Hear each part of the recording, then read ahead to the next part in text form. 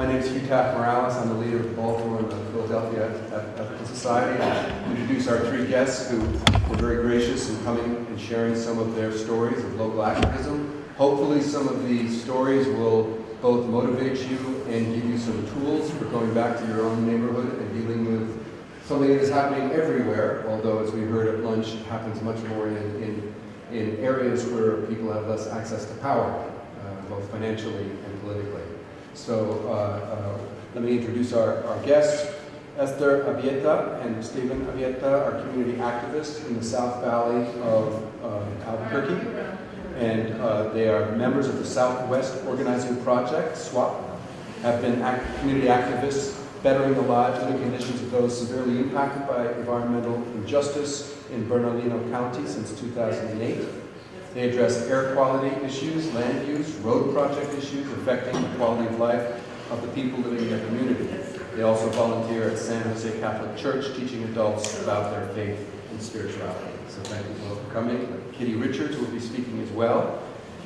Kitty Richards is the founder and policy director of Healthy Places Consulting, where she shapes national, state, and local policies by conducting assessments on the environmental and social conditions of underserved neighborhoods. She's testified on the need for baseline environmental monitoring and health surveillance before the New Mexico State Legislature, resulting in the creation of the New Mexico Border Health Office to help New Mexico border residents suffering from a health crisis. She's author of numerous publications. All of that information about all three of our guests is on the website, and I want to give them the most time we can for their presentation. So I'll hand it over, I believe, to Esther to begin. My name is Esther Abeyta. I am a resident here in Albuquerque, the neighborhood called San Jose. It's located off of Broadway and Gibson. I guess the best way to describe it, many of you guys, when you're going to the airport back home, and you go off the I-25 and you exit the Sunport exit to go to the airport, when you're top of the exit and if you look to the west, that is our neighborhood. And San Jose has been a community that got established here in Albuquerque in 1830. Between 1880 and 1900, we had a growth of rail industry that came through Albuquerque, and that impacted our neighborhood, because you will see in a while as we present some pictures. In 1951, we had the AmeriCar foundry that was in our neighborhood, and they manufactured parts related to nuclear weapons components, and we are an environmental justice neighborhood. And the reason we're an environmental justice neighborhood is because we have two Superfund sites in our neighborhood. The first one is the South Valley Superfund site, and that was the very first Superfund site in the state of New Mexico. And the second is the AT&SF Superfund site. I'm going to give you kind of a little brief history of the Superfund sites, especially the one I'm going to speak most about is the South Valley. Like I said, San Jose is known as the South Valley Superfund site because the manufacturer operated since 1948, which started with a welding company. And then, as I mentioned, in 1951, we had the American Car Foundry, who was manufacturing parts related to the nuclear weapons. And then in 1967, the United States Air Force took over the American Car Foundry, and they started manufacturing engine parts for the Air Force. Basically, they called it Air Force Project 83. And General GE basically was the contractor that did a lot of work for them. And then in 1984, the Air Force sold the facility to General Electric.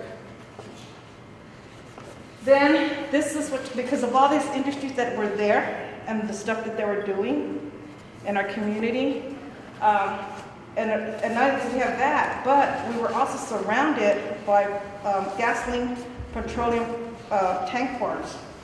So in 1979, the city of Albuquerque was collecting samples of the wells in our neighborhood, and they came across that a couple of the wells, 2 wells in our neighborhood, had contaminations of hazardous substance of volatile compounds of petroleum, hydrocarbons. And then they did some investigation and they did some monitoring, and they found out that there was high levels of VOC contamination problems in our groundwater.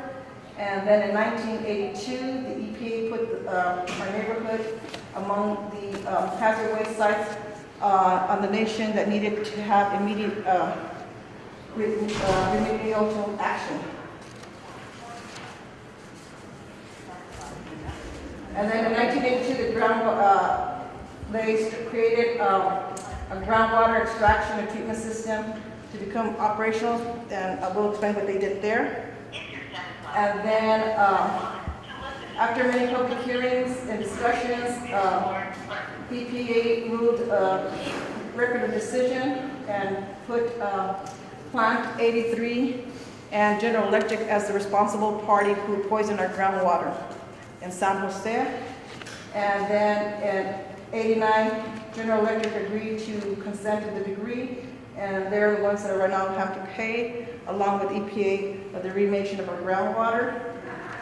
And they weren't the only companies that contaminated our groundwater. We also had, like I said, bulk gasoline terminals in there, and that was Chevron, the AT&T pipeline, because we have a pipeline that comes through our neighborhood that brings gasoline to these bulk gasoline farm tanks, and Texaco. So for their contamination, they had to do some soil and groundwater on their property and use a soil vapor extraction to be able to clean up their ground system that they contaminated in our neighborhood. So we have multiple businesses that contaminate our groundwater in our neighborhood. And when all this took place, many people in our neighborhood used to use well water.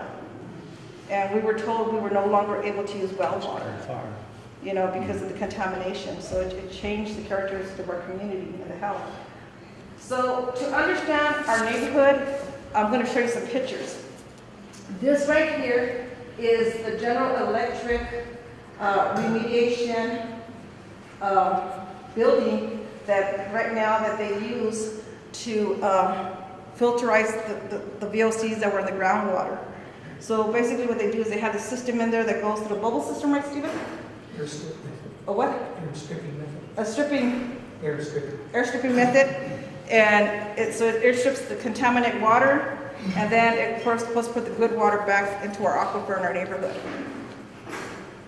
And this right here is a well that, when all this took place in our neighborhood, to monitor how far the groundwater was poisoned, they had to put monitoring wells all over our neighborhood and a big geographic area of the vacant land. And there's still a lot of those monitoring wells still there today that they monitor. And this one well here, General Electric paid $1 million for. And it does the work of 16 wells.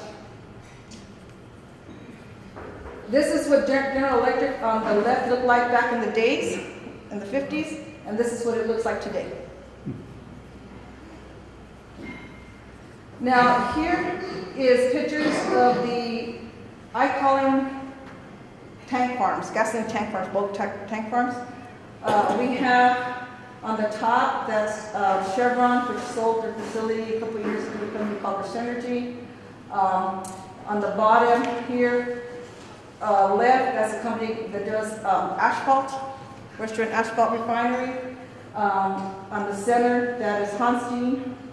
And the bottom is Western Refinery gasoline tank farms. Next. Now, nobody realizes this. You know how we saw those pictures of those tank farms? Under a certain camera, if you were to put a certain camera, they got a vapor like this. To the naked eye, we can't see it, but if you put it under a certain camera, you would see that come out of it. So these are vapors that come out of those tanks that people don't see. So here, this is interesting. I think this is so interesting. It says a sign that says, "No, this restricted area requires training under OSHA," and then it has a hazard waste sign saying that it prohibits improper disposal of chemicals. This is a sign that is in our second location, which still will go next to the next book. This right here is the AT&SF Superfund site. It's an 89 acres located, and this right here is the Superfund site remediation that does the cleaning for AT&SF. And what AT&SF did, like I said, they were in a community between 1908 and 1972, and they used a lot of Crucil and oil mixes for manufacturing pre-treated wood products. And by them doing that, they contaminated a lot of the dirt and water in San Jose. And this is the remediation system they're still using today to clean up that contamination. When they came into our community, one of our neighbors that lives in our neighborhood told me her husband worked for this facility. And he got really sick and he died. And when he died, she wanted to donate his organs, and she couldn't donate his organs. When they did an autopsy, they said they were so contaminated, damaged, that they would not take his organs to be donated. So, yes, they did hire people in our community to work at these facilities, but they never told them what was going to happen to their health for working there. Also, we have a facility in our neighborhood called DCP Industry. They have chlorine that they have there. It's one of the biggest chlorine companies here in the state of New Mexico. And if this facility, Stephen, turn to the next page, that's some of the stuff that they have, the tanks and their chemicals. If this thing were to ever have a leak, people in a 15-mile radius would die.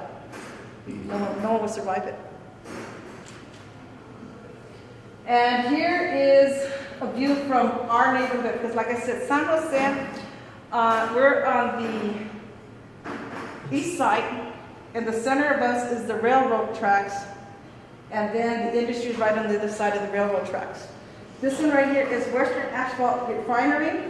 You can see that the one corner it is kind of doing some kind of vapor, and they tell us it's a steam vapor, but there's nothing wrong coming out of that steam vapor. And we're saying, yes, there has to be some kind of chemical coming out of the steam vapor. We did, a couple of years ago, we did some air bucket testing with the help of SWAP and Global Committee Monitoring.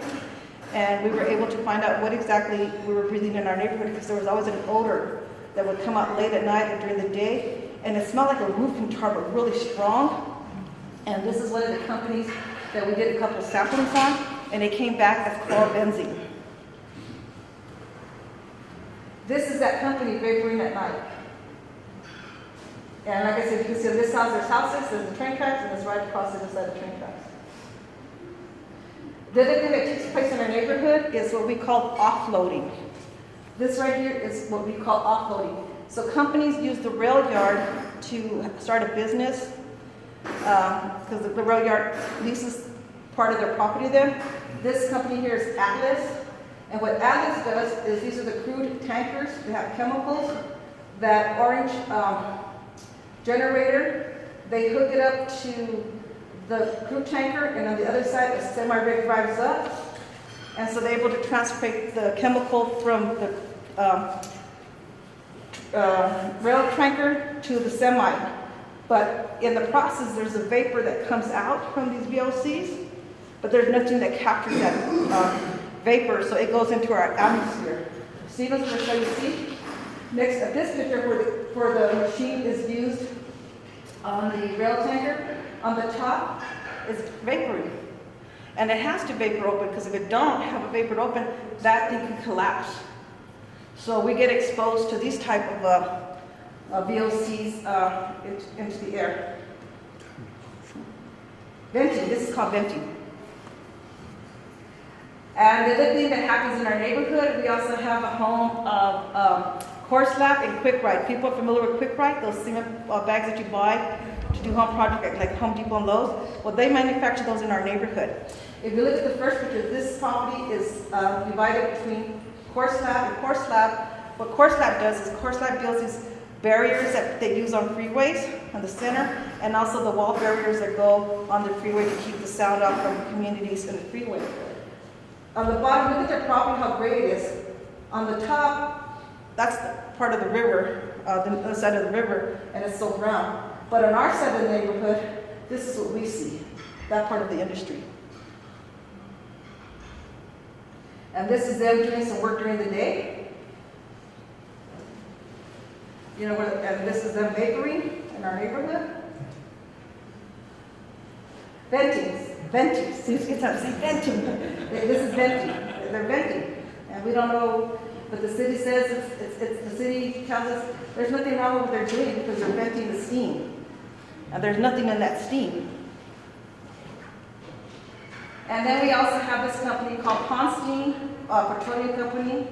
On the picture on the left, you can see where gasoline from their trucks spilled into the neighborhood.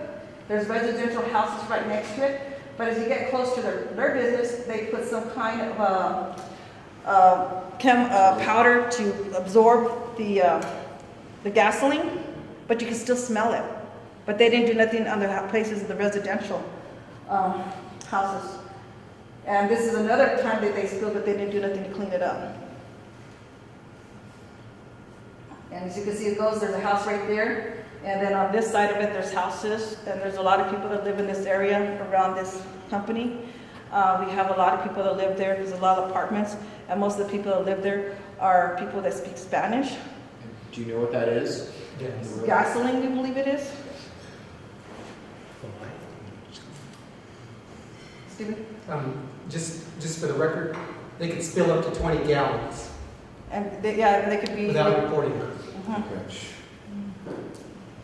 And their facility, it's a small little facility, and they have 2 underground gasoline tanks.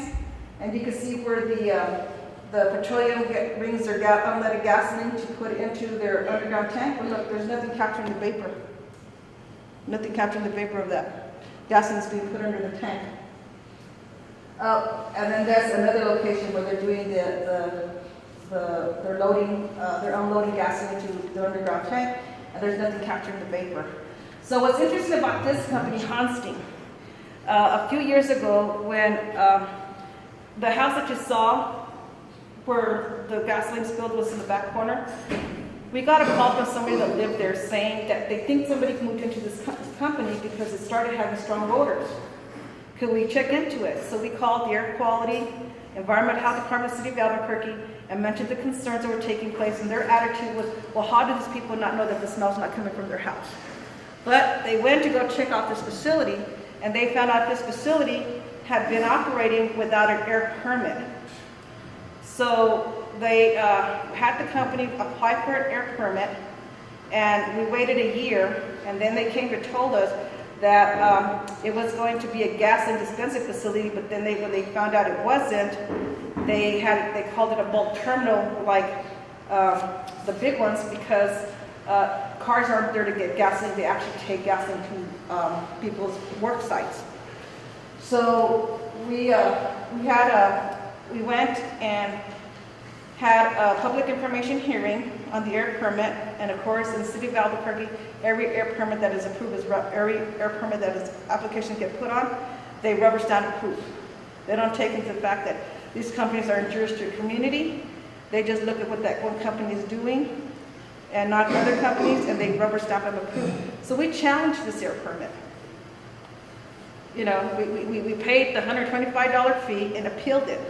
It took us 4 years to be able to have the Air Quality Control Board hear our case.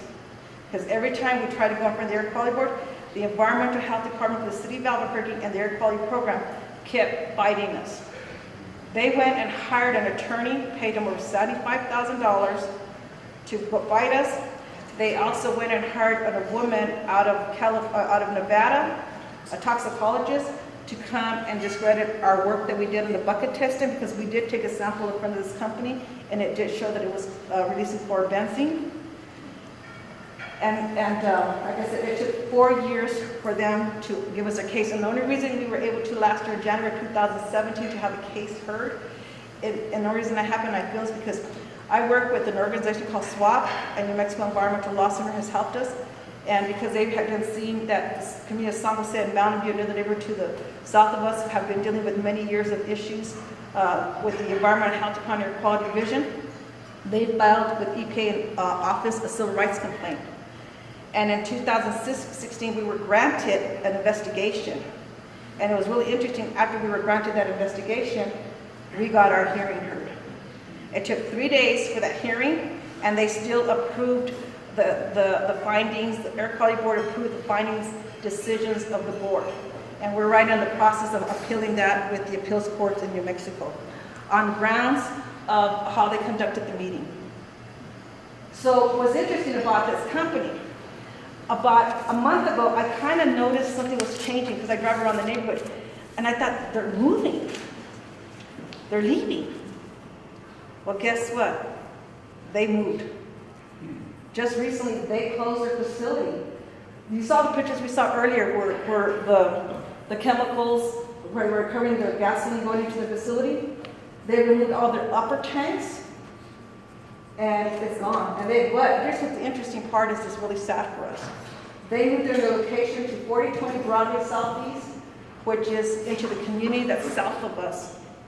A community called Mountain View, who also has a big disproportion of polluting industry in their community. So they moved from our neighborhood to another facility they're leasing. But what was interesting about this, because like I said, we just really found out about this week, was interesting, that building that they moved into does not have an air permit. So this man has a history of building his facilities in neighborhoods under the radar where he doesn't have to have an air permit. So that's something that we're going to have to address with San Jose Mountain View, how we're going to go about this to challenge that. But he just closed shop, so we do not know how it's going to impact our appeal. So we're in the process right now trying to figure all that out. Like I mentioned, San Jose has a lot of rail. And if you look at Albuquerque, when you come into Albuquerque, there's single rail tracks. But when you get to downtown and the community of San Jose, we have multiple railroad tracks. This is behind my house. 14. And this picture was taken behind my house. My house is right next to the railroad tracks. And because we have this, we have at night, go ahead and change the next picture, Stephen. Because we have this activity, and also what we have in our neighborhood is the Burlington Northern Santa Fe intermodal. So what this intermodal does is all these trains that come in, box carts, get pulled into this facility. That orange crank grabs it and puts it on a rig, and it gets driven off to wherever its destination. Because of this, we have a lot of trains that queue in our neighborhood. Stephen will show you some of the trains.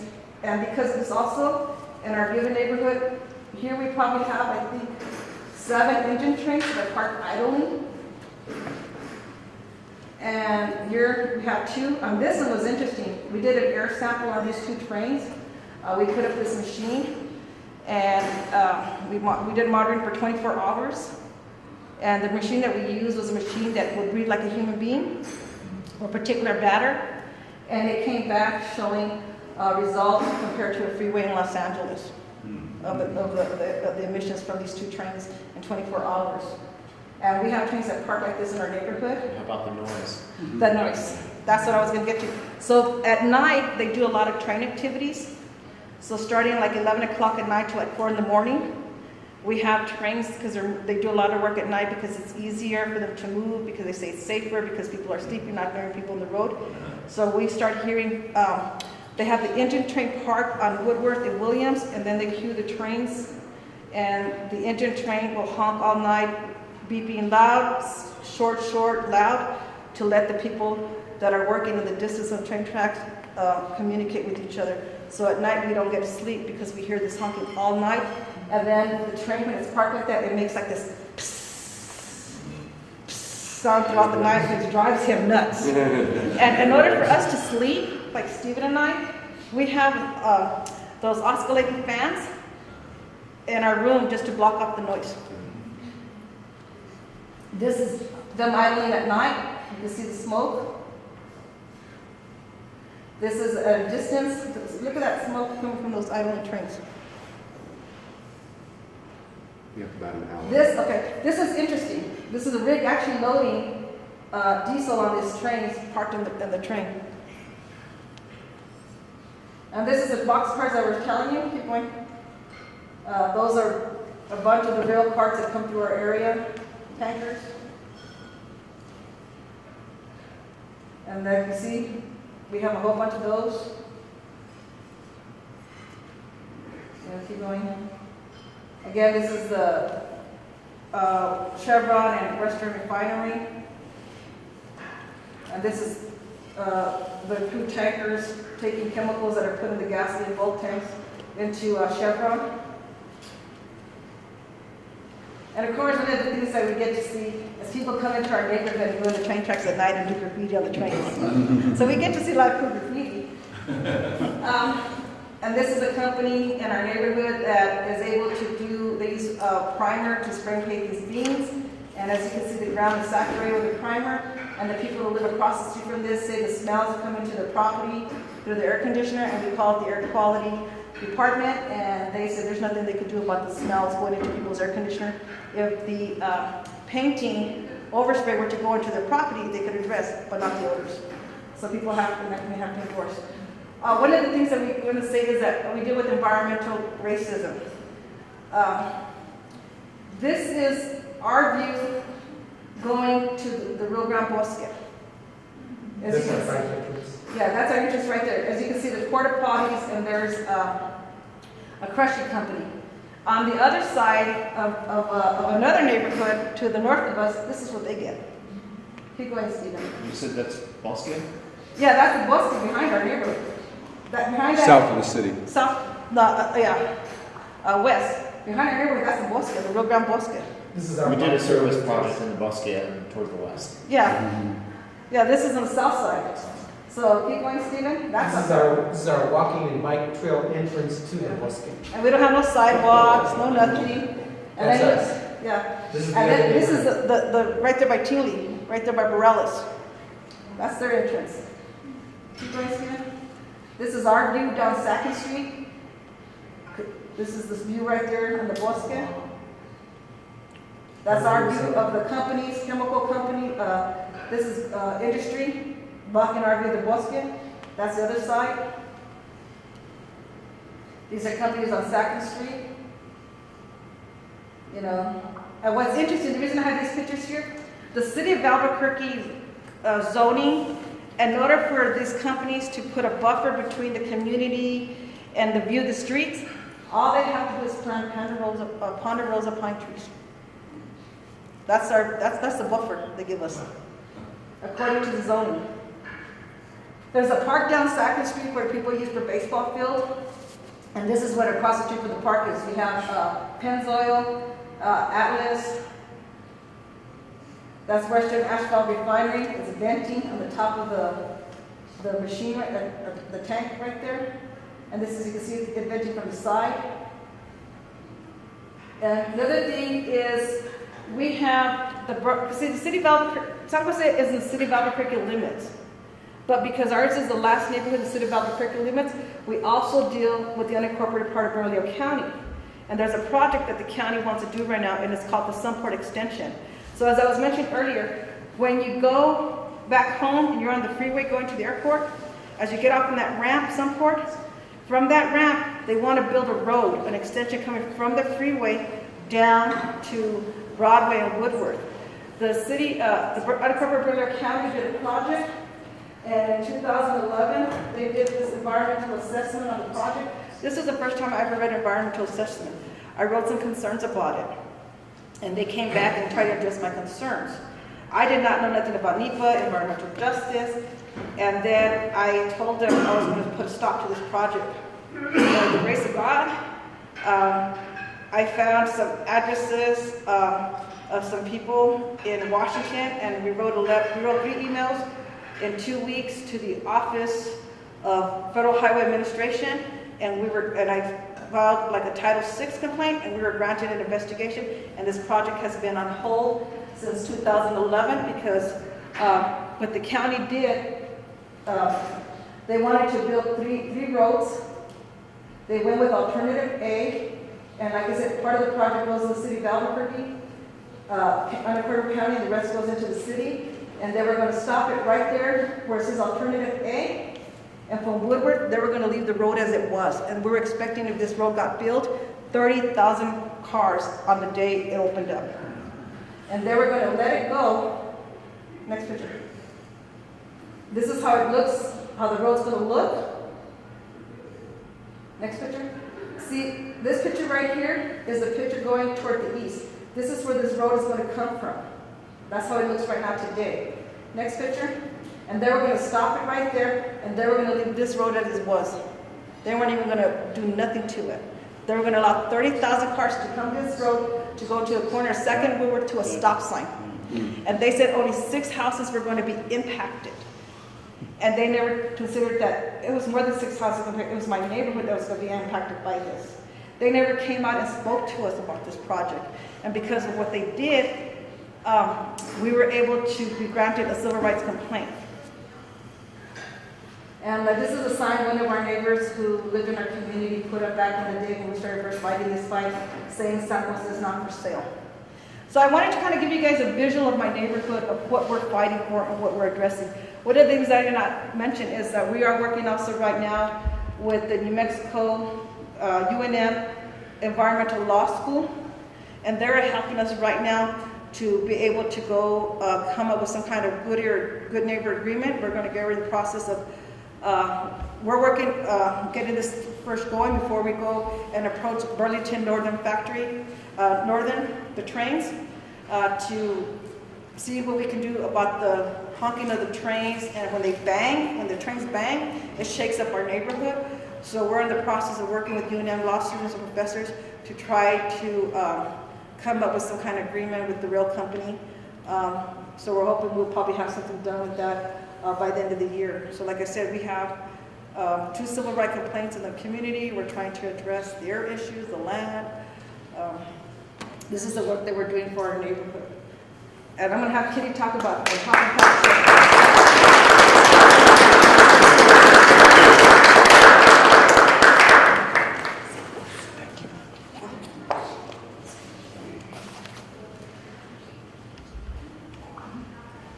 You're sweating.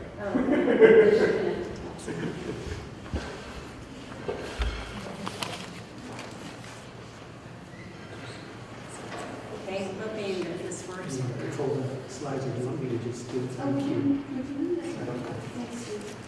So my name's Kitty Richards, and Esther, that was really excellent. I think you should present before the Air Quality Control Board. Because what San Jose and several other neighborhoods in Albuquerque and Bernalillo County have done is they've persisted in going before our local Air Quality Control Board to voice their concerns. And there's always, unfortunately, a deaf ear to their testimony. We've been doing this now for probably since 2006 with a variety of communities, and always the Air Quality Control Board and the City of Albuquerque say there's no issue. And it's been incredibly frustrating. So I've been working with Stephen and Esther now for a number of years and with other residents. And what we are finding is that unless you have data to present, basically it's as if you're not saying anything. So these photos, they're wonderful, but again, the photos plus data really changes the story and really gets policymakers to listen. So I'm using this as an example. It's a rapid health and impact assessment of a proposed waste facility. It actually was proposed along Broadway, which is a major thoroughfare, through the communities of San Jose and Mountain View. Esther and Stephen are from San Jose. I've also worked with some folks from Mountain View as well. And before I go into this, I don't know if people are familiar with what a health impact assessment is, but I've done several of them, and they've been very valuable in changing a trajectory of decision making. As Esther said, we've done one on the southwest Sunport, going into San Jose. We've done one on a mixed waste facility. We just recently completed one in the North Valley for a very large facility there, where they were going to be taking all the city and county trash and then loading it onto these huge semi trucks and bringing it up to the landfill. And what we found is meeting with community, it's very much a community process. And originally I've gone in, and others with me, and asked the community, what are your questions? You know, you have a proposed facility coming into your neighborhood. What do you think about it? What questions do you have? And that starts the conversation going. Because oftentimes these facilities are located in a community, proposed for a community where the community doesn't even know they're coming in. And that's happened numerous times with projects. So basically, you go through a process of just saying, what are the questions, and develop them, and where might we get the data to answer those questions?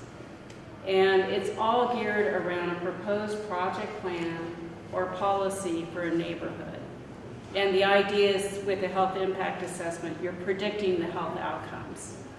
You're predicting whether or not it may not have any impact on health, it may have a catastrophic impact on health, or it may benefit. If it's a community-friendly policy, it may benefit.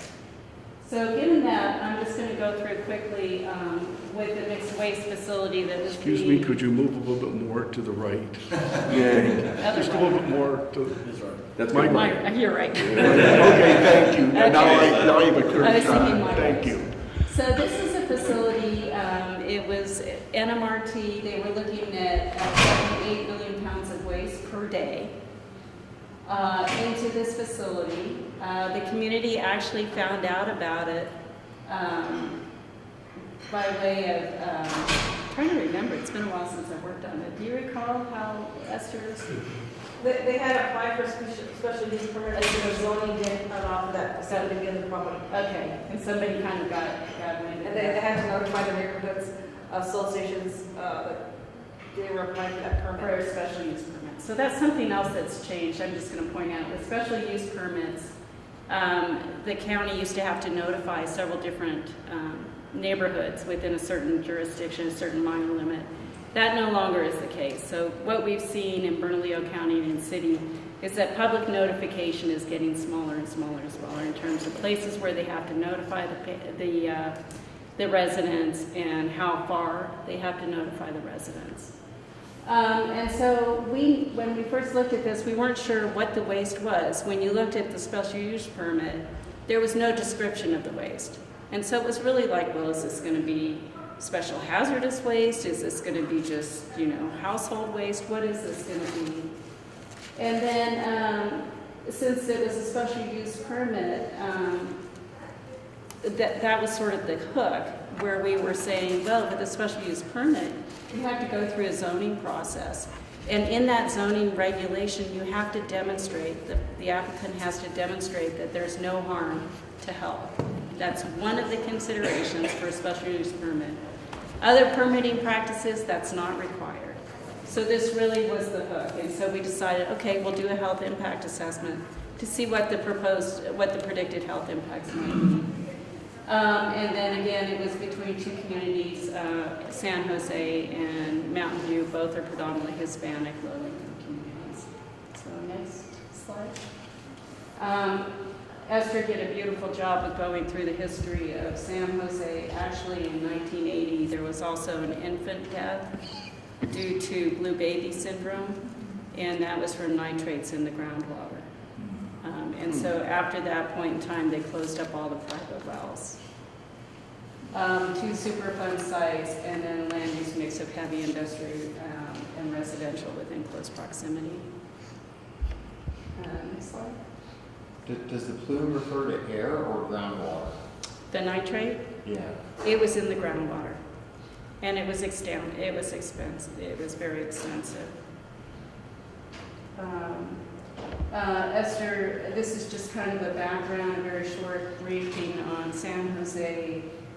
Very, very strong community activism, as you could see from Esther's presentation. It started very early on, I think, and it continues to this day. A very strong neighborhood network, both in Mountain View as well as in San Jose. The next slide. So this is the demographics. This just gives you an idea of the residents that live there. You have, large Spanish-speaking population. Unfortunately, oftentimes the hearings are not in bilingual; they're in English only.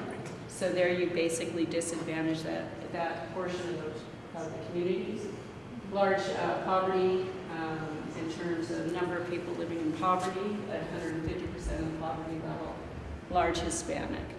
So in terms of environmental justice neighborhoods, both of these neighborhoods would be considered that because it's so high poverty and it is very, very majority Hispanic. And then also because of the industry that's located there. Next slide. So this just, I'm an epidemiologist by training, so this just shows you mortality in the community and where the land use is. And when you're looking at premature mortality, so dying before 65 years of age, you see a huge increase for the areas that we're talking about. And you also see the location of industrial manufacturing. So although we may not be able to say there's a causal association between this industry causing this death for this individual, when you look at patterns, it becomes very evident that we have an issue. Next slide. These are the air emission permits for San Jose and Mountain View. When you compare this with the rest of the county, you have many more air emission permits in this part of the county than anywhere else. Again, you know, building the data of whether or not this is an environmental injustice, this is the kind of data that you would use. What strikes me is that oftentimes we see air quality permits being issued next to a sensitive, what we call sensitive receptors. So next to elementary schools, or next to community centers, or next to parks. And when you're looking at children, they have so much greater potential for exposure because they're closer to the ground, where a lot of the emissions end up coming, you know, basically at that level is where their greatest. Their physical body is also developing, so because of that, oftentimes they're at greater exposure, or greater risk rather. Next slide. These are just the steps of a health impact assessment. This is what I have, of all the tools I've seen, health impact assessment has been the most beneficial in changing the trajectory of permitting or siting of industry and things like that. Again, it takes the community knowledge, it packages it up, it takes some of the literature review, it predicts outcomes. You present that in a nice sweet package with a little bow around it to a policymaker, and I've seen it work time and again. So these are the different steps. You start asking what are the questions that we are wanting to know about a certain industry, and you end up with a full-blown assessment of what the predicted health impacts are. So next slide. This just goes through a screening stage. This was a very community-based project, and there were concerns about this facility. In the permit, there was no information specifically about what this facility was going to be handling in terms of waste. And we couldn't figure out how much they were going to be handling and where it would be coming from. And whose waste were we going to be dealing with? And so there were all these unknowns that came up in the questioning session. Next slide. So basically, we attempted to break it down step by step. Next slide. These are the contributors to the health impact assessment. A lot of residential knowledge brought to the table, as well as looking at peer-reviewed literature on exposures and health outcomes. Next slide. So we had long conversations with community members. They were concerned about traffic congestion from all the trucks coming in and out, dumping off their waste, air quality, noise, odor, and vectors, and economic development. What kind of vectors are you referring to? Things like rats, so vector-borne diseases. They were concerned about it because of the trash just really attracting things like that. Next. So, you know, we had to figure out what's our baseline right now, what are the existing health burdens. Of course, Esther just talked about all the different polluting industries, so that was our base. What would this one additional industry do to the health of that community? How might it be exacerbating it? What are the alternatives? When we were presented with this facility, there was no other alternative. So they were going to locate there. There was no discussion about locating it further from the community, locating it in a different part of the county that's not as close to you know, some of the parks and some of the bikeways and things like that. So it really was, how will this additional facility, in addition to all the other facilities, impact the health? Next. So these are just, what we did. We basically conducted interviews, looked at literature review. This is typical of the health impact assessment. It's a scientific document. Looked at regulations where there are loopholes. We found already because it's a special use permit, that there was a loophole and that the applicant had to show no impact at all. Next. So these are the findings when we looked at the existing health outcomes. At that time, the Department of Health, you were able to get pretty good health outcome data at a very small geography level at the census tract. Since then, the Department of Health has now created something called small areas, which combines census tracts together. So it's much more difficult to really get an idea of what the health outcomes are for a small geography, which is unfortunate. I think I've got a next slide. This shows, just demonstrates what the health outcomes are for these two communities, Mountain View and San Jose, when compared with the rest of Bernalillo County. And you could see in every single case for the 10 leading causes of death that it's higher. So again, we may not say the industry is doing this, but when you look at the data showing what the current health burden is, one has to ask, why would we invite other industries into this neighborhood when we have such a huge health burden right now?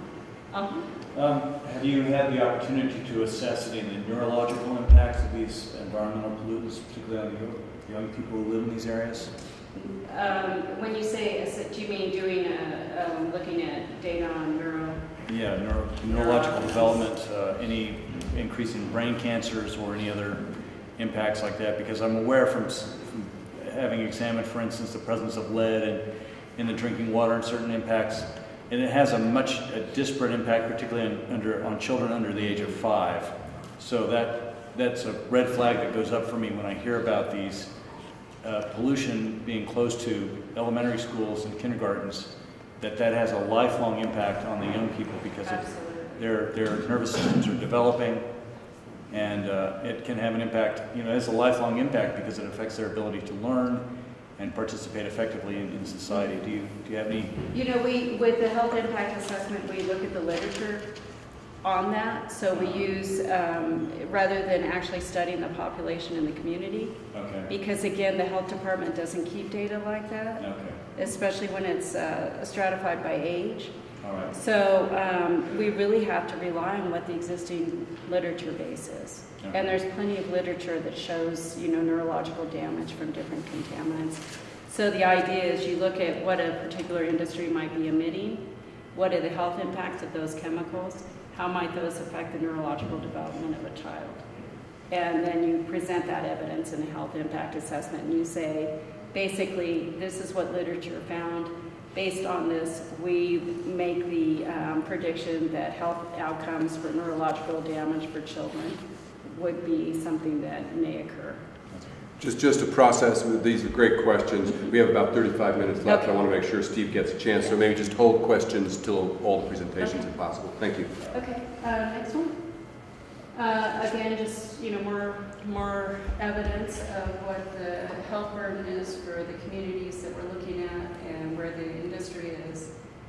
This is for death rates in all causes, just in Hispanics. So we're comparing Hispanics with Hispanics, because oftentimes what we'll get back from policymakers is, well, you're comparing Anglos against Hispanics, and therefore, if you're looking at that, then you can't compare it. And so this is, again, just demonstrating what the death rate is, age-adjusted death rate among Hispanics.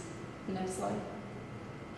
So from this report that we did, this health impact assessment, we brought this before the county commissioners. And actually, somebody in the neighborhood brought it to Bueno Foods and to a new food distributor, U.S. Foods, that was just locating in the community, and then to UNM Golf Course. And so at the hearing, not only did the residents present, but also the businesses presented, which was huge. I think that's the first time, I used to work at the county, that was the first time I'd ever seen business represented saying, no, you cannot put this facility in this neighborhood. So, you know, that was a great alliance, and it really, I think, changed some of the outcomes. Next slide. So the special use permit, again, because of the health impact assessment and because of residents' testimony at the hearing, as well as the businesses, unanimously denied the permit. There was not one commissioner that approved that permit.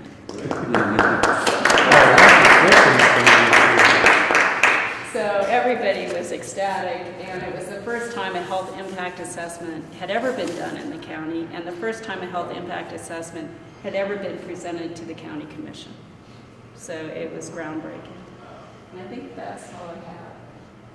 Just some observations. It was great to partner with businesses that were on the same page as the residents were. And wonderful, you know, you give credit to people where it's due. This work could not have been possible without the community being there and without their knowledge. So it's really successful. And then again, development of trust with anyone you're working with is just critical. You know, you basically are entering into a very long-term relationship. And so that's very important. And that's all I have. Thank you.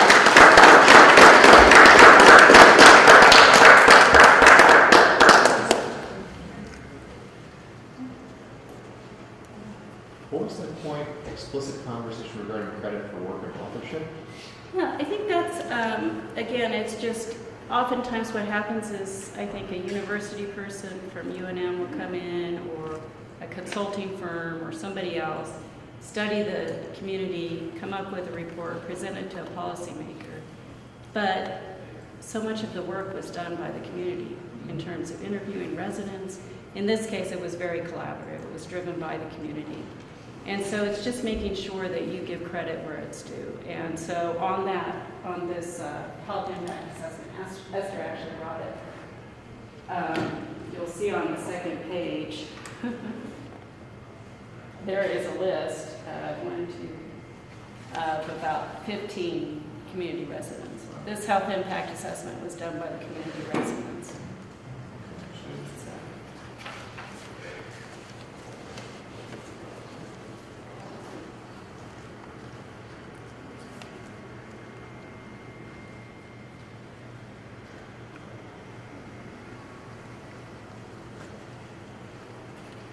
Good afternoon, everyone. I'm glad you could show up here today. And what my story is about is the actual experiences and the lessons learned from community activism. One of the key things before we got into activism is I told my wife, "Are you ready to suffer?"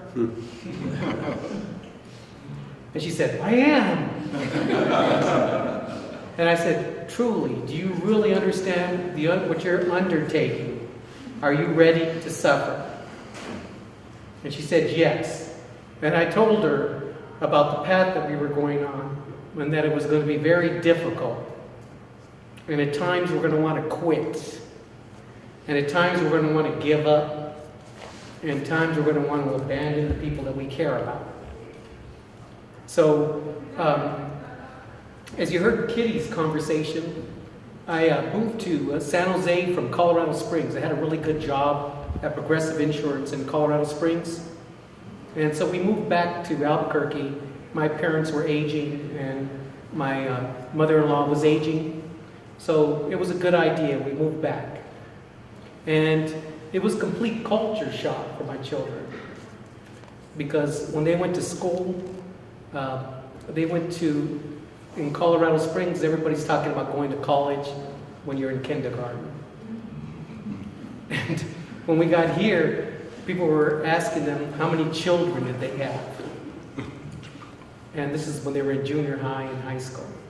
And they were completely culture shocked. So I'm living in my neighborhood, which you can see, this is my neighborhood. This is all around our neighborhood. The neighborhood of San Jose is about 1% of the population of Albuquerque. That's a small neighborhood. It's about right for any size town. The one thing that's unique about our neighborhood is that we have 30% of the polluting industries located in our neighborhood. And so we suffer what's called disparate impacts. Okay? And so we went against the company, New Mexico Recycling, and you would think of recycling, it sounds terrific. What a great thing to have in your neighborhood, recycling. When we wanted to learn about the company, and we found that they were building what was called a dirty material facility recovery unit. And what that meant is they were just going to bring just raw trash and then source sort it. And they were going to queue trains behind our house with the trash. And we had a health impact assessment that was going to be done in. I was involved in the neighborhood association at that particular time. Okay?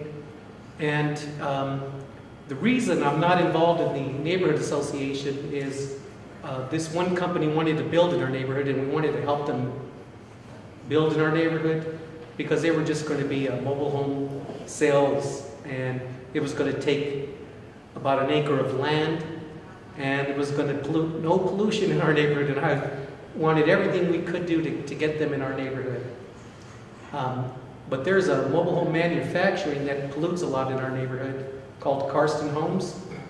And so we had a meeting with them, and they told us things like, we'll never hire anybody from San Jose, and things like that.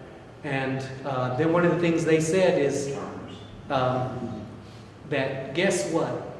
You represent us as well as a company, your neighborhood association. And so I went home that night bothered by that particular fact. It bothered me. And so the next morning when I woke up, I told my wife, I can't have any more part of the neighborhood association. And she says, why is that? And I said, because the general manager at Karsten told me the truth. I represent them. And while I'm in the neighborhood association, I'm limited. So we got out of the neighborhood association. And you would think that would be a bad thing because you would not have all these backers. But that's what community activism is all about. What it is all about is that you go out and you fight for what is right for your neighborhood. Either you do it or you don't. Because when you wake up one morning and you read a health impact assessment and you read about all the deaths, you start to put two and two together.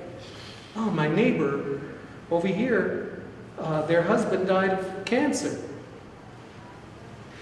She's got cancer. She's got cancer. They died of cancer. All these people dying of cancer all around you, and you read about it. They say, oh man, it's true. But you know what's worse? When you got somebody that got sick all of a sudden, and they spot you after church, and they come up to you and say, I need you to help me because I'm getting very sick. And they get an induced coma because of their asthma. It's so bad that they're getting very sick. And then they die. But you're trying to do everything you can to help them. And those are the type of things that really hurt. Because what you got to do is you've got to speak with people that are working within the confines of the law. And they say the law says we could locate as many of these companies as we wish in your neighborhood because it's zoned for it. As long as they meet the minimal air quality standards, we can locate them here and we're going to approve their air permit, regardless of how many people you bring. And these are actual words that are told to them. So what we did is we met a lot of smart people, because when you get involved in any kind of permitting, there's a certain nomenclature of each and every industry, whether it's land use, air permits, water hearings. It does not matter what it is. It's the same concepts, but just different terminology for each and every one of them. And so you get different lay people in the community, and you invite them to show up to these meetings. And as we mentioned, the people in our neighborhood are mostly people from Mexico that have moved out here. They're young families starting out. And when they walk into that particular meeting and they look at the audience, you see them backing up, because what they see is my patron. In other words, my boss is here. There's no way I can speak up. And they walk out. They can't be there. So you go around knocking at doors in the neighborhood and tell people about an issue, and guess what they tell you? You know the issue. You represent us and speak about that issue. So you go up there and do it. You take on these burdens. You suffer. You want to go to a party? I can't. I got an air quality hearing. You want to go to a sports event? No. We got this land use hearing. We got the Sunport Extension hearing. We've got railroad hearings. We got all these things that are going on at once. Now, I realize that there's people that get paid to be environmental activists, social activists, and there's people that don't get paid for that. We don't get paid for it. We work full-time jobs, and we have a full-time job with our activism work. But again, I look at my wife and say, are you prepared to suffer? Or do you want to quit?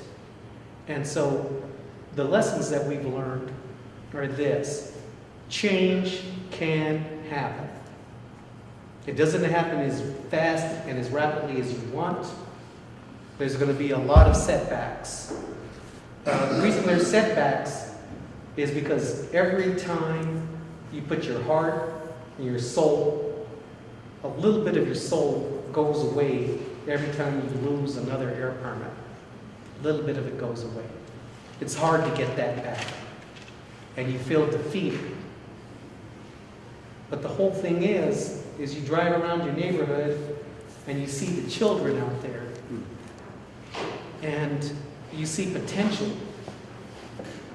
But sometimes when you look at all the facts that are going on, you look at the people with a spreadsheet mentality. Now, what do I mean by a spreadsheet mentality? You'll look at a segment of children and say, oh, 3 of you over there, you've got cancer. 6 of you, you've got asthma. Oh, you're going to have learning issues because of all the noise from the trains. And so instead of looking at people like that, I met a person that's a lifelong activist in Albuquerque. And I'm just going to say his last name is Mr. Williams. Don Williams, I'll just say. And what he told me is the secret to activism is that you got to speak to people soul to soul. And in other words, what he meant is you got to get a connection with them. You've got to get the people to feel what you feel. You got to get the people to understand what you understand. So this connection has to be real. That particular lesson is what you should take away with you today, is to learn to speak to people soul to soul and how to connect. The other lessons that we learned is that regardless of what you're dealing with, the same concepts are there. All you got to do is just learn different terminology. So do not say, all I specialize in is land use, or all I specialize in is air quality issues. All I specialize in is urban water issues. No. You specialize in everything because you've learned the concepts. And nobody else in the community has what you have. And so you take the gifts that you have from your knowledge and you go out and use it productively. And what's going to happen is you may lose a contract, yes. You may lose a customer. You may get people to drive by your house, park, and just stay there looking at you from that particular company, angrily. And you have to go out and clean the yard and everything like you normally would, and you look over there and you see them, and they're looking. They're trying to intimidate you. Yes. You've got to just continue with your life. Okay? Fear. Fear is always going to hold you back. But the beautiful thing about fear is it brings you this unquenchable energy and fire inside you. And you have to ignite that particular fire. You take that particular fire and study. Instead of reading poetry, guess what you're reading? You're reading an assessment of what's going on with this particular company. You're reading documents on a model of an asphalt plant. You're learning about hot asphalt production. You're learning about volatile organic compounds. You're learning about nitrates. You're learning about organics. And you go to these particular meetings and you speak up and you tell the truth. You always have to tell the truth. Because the one thing about the truth is that you can always be questioned about it and you can reply back, this is exactly what happened with my own experiences. The other thing that you're going to be able to know about these particular things is that people are going to come at you. No, the issues in your neighborhood are not caused by these particular industries. They're caused by the trees in the bosque. The cottonwoods are emitting volatile organic compounds, and that's what's causing the people in your neighborhood to get sick. And you go to meetings and you hear people say, never in the world has it been documented that somebody died from pollution overdose. Never has it been documented. So these are the premises that you work under. But the same thing is like I mentioned, you're dealing with people. And these particular people that are saying these particular things, you love them and you care for them. You don't hate them.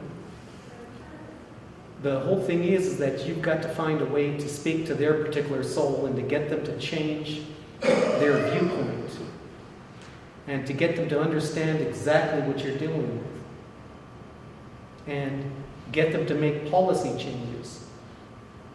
You're not going to win by being angry with them, calling them bad names, and separating from yourself from them.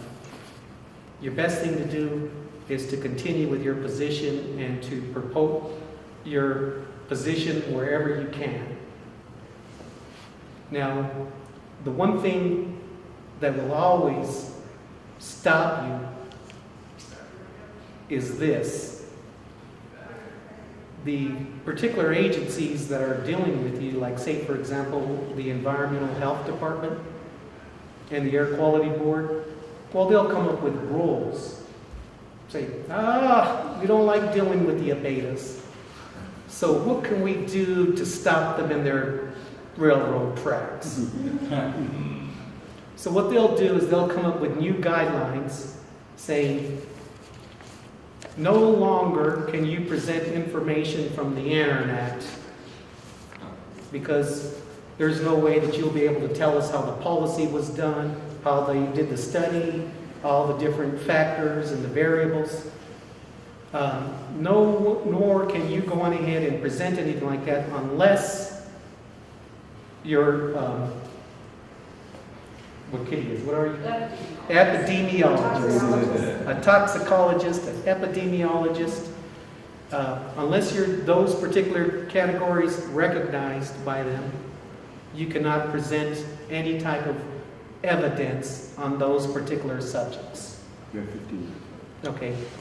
Sometimes it's a lot easier than you think, because they were gonna, in Troy where I live, they were gonna knock down a couple single little dwelling houses and put up these big apartment buildings in this neighborhood that they wouldn't fit. And all I did was walk around and told everybody in the neighborhood, and when they had the hearing on it, there's 30 or 40 people in there. All the developers did was look at the number of people and withdrew their zoning permit immediately.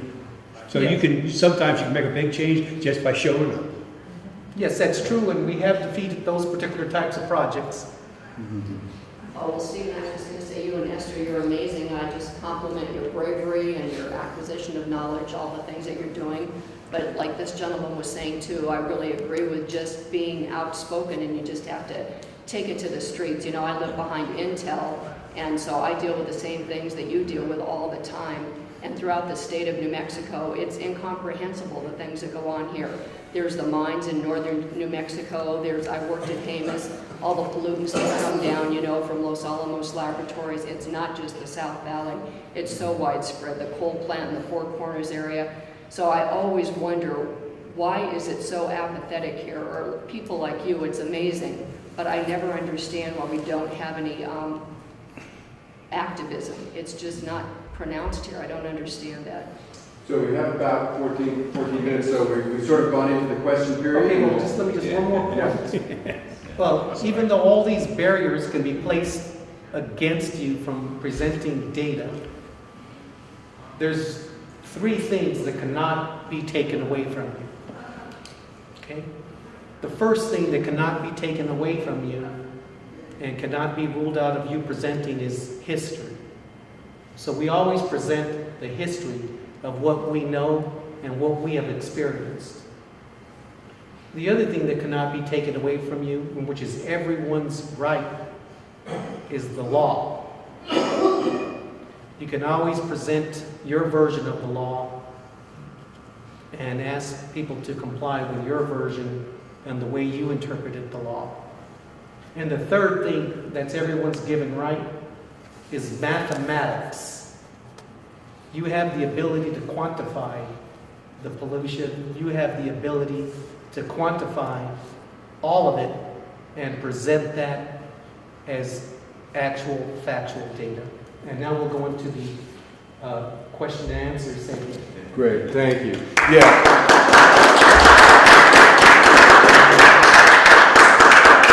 We need the history and the story, we need the facts, the science, and we need the inspiration and sacrifice. So those 3 are clear. So we do just have about 12 minutes, so if you can ask pointed questions, and we'll get some quick responses. Can I ask this one question? How can you get somebody like Kitty to come in and do work when you don't have the funds? I mean, your work is valuable, and yet this is pro bono what you're doing, correct? Well, at the time when I was working with Esther and Stephen, originally I was with the county. The county. As a whole, yes, and I was not well received becoming the activist that I was. So there was no cost, and I mean, my work with the North Valley was done at a very extreme discounts. And we had a second health impact assessment that was done for us in the Sunport Extension, and that was done with the help of a company out of California, Human Impact Partners.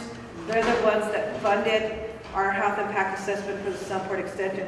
So because of the work that you do in your community and people, word gets around, there are people that will step up and help you or tell somebody, hey, I know these people need help, and you'll be surprised at what people out of the community and other states have come to help us.